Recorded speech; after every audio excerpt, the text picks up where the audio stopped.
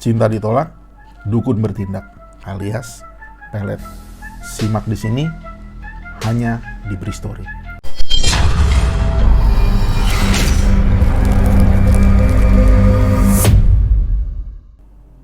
Ya itu tadi, Indonesia. Jadi katanya dulu-dulu nih, entah sekarang masih ada atau enggak, kayaknya masih ada. Kalau cinta ditolak, dukun bertindak. Ya, episode kali ini gue gak mau bahas cerita horor, gue gak mau bahas pengalaman seram, tapi agak belok ke perdukunan gitu. Ya, dalam hal ilmu perdukunan, salah satunya adalah pelet. Itu ya bukan sombong ya, tapi salah satu topik, salah satu keilmuan yang gue pernah belajar gitu, dan gue pernah menjalani, pernah belajar. Ya kurang lebih gue tahu lah apa itu namanya pelet, macam-macamnya gue tahu. Ada yang semar mesem, ada yang putar guling, jaran goyang, atau putar giling ya. Itu kurang lebih gue tahu lah. Kita akan bahas satu persatu malam ini, episode ini.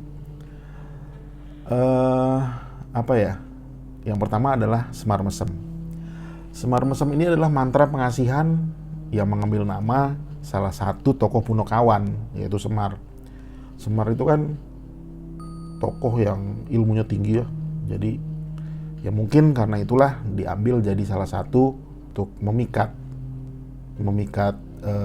wanita atau laki-laki dambaan supaya bisa menjadi pasangan gitu. Semar itu tadi gue bilang, Semar yang sakti mandraguna, dijadikan nama salah satu pelet lah istilahnya. Mantra semar mesem ini merupakan pelet yang praktis karena pengguna hanya tinggal mengamalkan mantra khusus yang berbahasa Jawa secara rutin. Terus dibaca mantra sampai akhirnya orang yang terkena mantra ini akan merasakan cinta dan tiba-tiba tertarik dan muncul ke pengamal mantra ini. Udah, itu aja. Itu yang gue tahu semar mesem. Yang kedua adalah jalan goyang. Sebenarnya kuda goyang kali ya, gitu yang gue tahu. Jalan goyang ya itu mungkin kuda goyang namanya. Cuma nggak tahu kenapa bisa namanya itu, gue nggak tahu. Di Bali katanya pelet ini juga ada, tapi namanya jaran nguyang.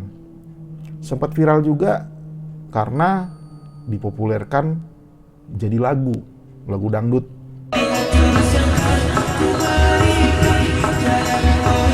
Nela Karisma kalau nggak salah. Iya.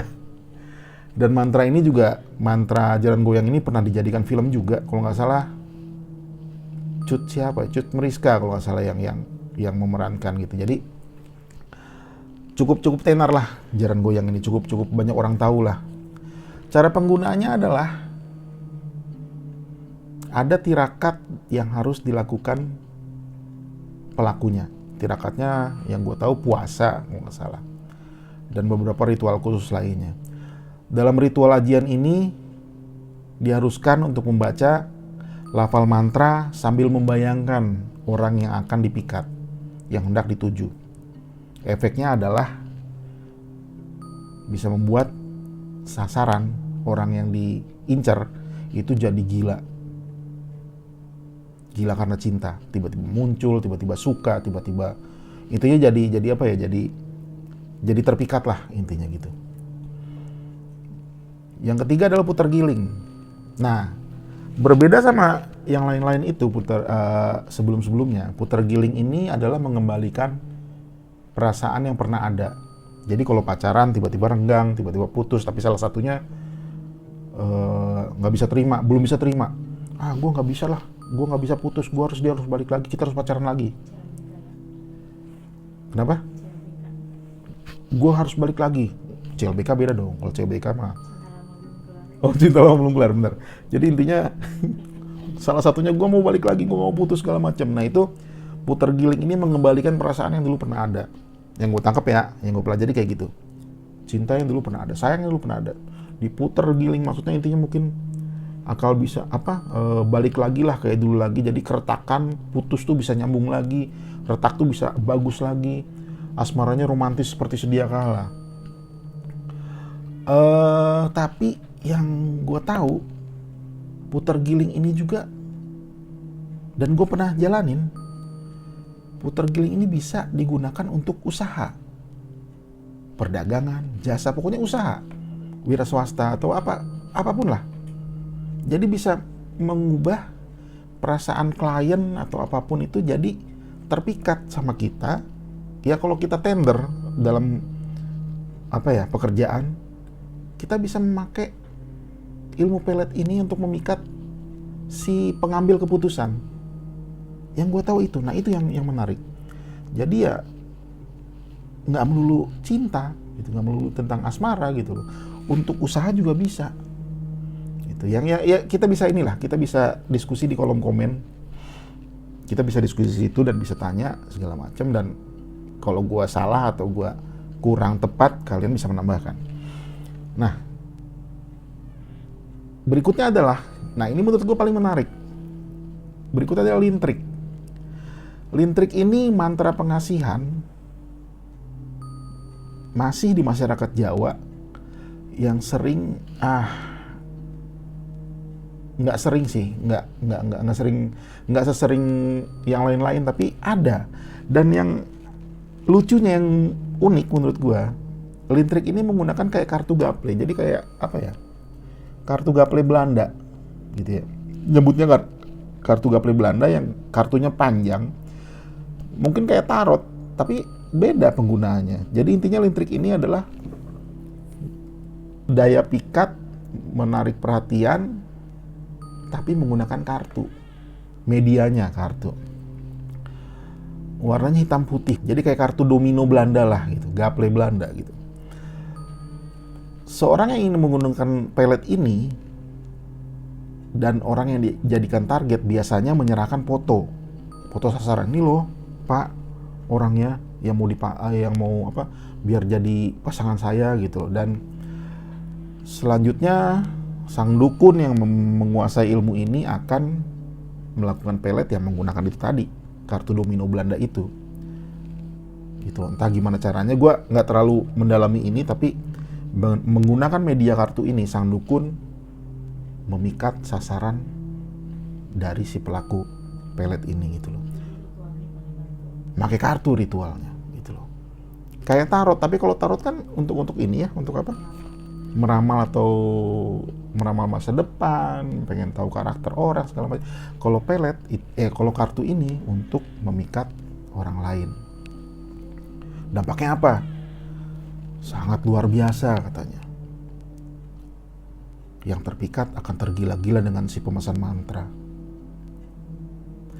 Jika sang korban pelet nggak bertemu dengan orang yang melakukan pelet, jika korbannya nggak ketemu dengan orang yang melet, itu pikirannya akan terus-menerus merasa gelisah, stres, sampai sakit. Bahkan lebih gila lagi. Katanya ilmu pelet ini bisa menjangkau ke luar negeri. Wow. Jadi nggak hanya di Indonesia. Bisa melet itu dong, idol. Iya, bisa melet artis Korea misalnya. Katanya bisa ke luar negeri. Nah, itu beberapa ilmu pelet yang gue tahu dan cukup terkenal di Indonesia. Tapi ada beberapa pelet, ilmu pelet per daerah menurut gue. Kalau Jawa kan tadi udah banyak ya Jawa. Kayak di Kalimantan misalnya, bukan. Jadi dulu ada yang bilang kalau merantau ke Kalimantan dan kita main ke rumah perempuan yang perempuan yang kita sukai atau perempuan yang suka sama kita, jangan, kalau masih mau pulang ke Jawa, jangan sekali-kali minum air putih yang disediakan keluarga perempuan itu. Jadi kalau kita bertamu nih ke rumah perempuan misalnya, tiba-tiba kita dikasih air putih, katanya jangan diminum. Kalau diminum, dijamin kita nggak akan pulang lagi ke Jawa. Jadi kita akan nikah sama perempuan itu dan nggak akan pulang-pulang lagi ke Jawa, katanya ya gitu. Itu salah satu pelet di Kalimantan. Terus ada juga yang katanya di Padang namanya Ciri Barandang. Ciri Barandang itu ada yang bilang secara harfiah adalah kotoran ya, kotoran yang direndang gitu kalau nggak salah. Tapi yang gue tahu juga kalau ini Ciri Barandang ini adalah sejenis ramuan yang sudah dikasih mantra, sudah dibaca-baca, sudah di apa ya, sudah ditarekat, sudah di segala macam lah. Intinya sama pelet juga untuk memikat perempuan, untuk memikat laki-laki yang didambakan lah gitu. Cuma yang gue denger nih kadang-kadang si Ciri Barandang ini korbannya gila, hilang ingatan sampai segitunya. Jadi apa ya, nggak main-main gitu akibatnya. Bisa merugikan orang, bisa merugikannya tuh merugikan beneran. Jadi bisa gila. Dan kalau yang gue tahu orang gila tuh kan susah untuk balik lagi ya. Namanya udah apa? Udah hilang ingatan tuh susah untuk balik lagi. Jadi ya jahat sih menurut gue gitu ya. Kalau misalnya jadi suami istri atau pacaran, oke. Tapi kalau nggak jadi, Ciri Barandang ini buat orang yang sakit hati. Jadi misalnya dihina lah gitu. Ah, cowok kayak gitu mau sama gue nggak bisa, gue nggak suka segala macam, sakit hati dong si cowoknya. Lu miskin, lu jelek segala macam, sakit hati dong.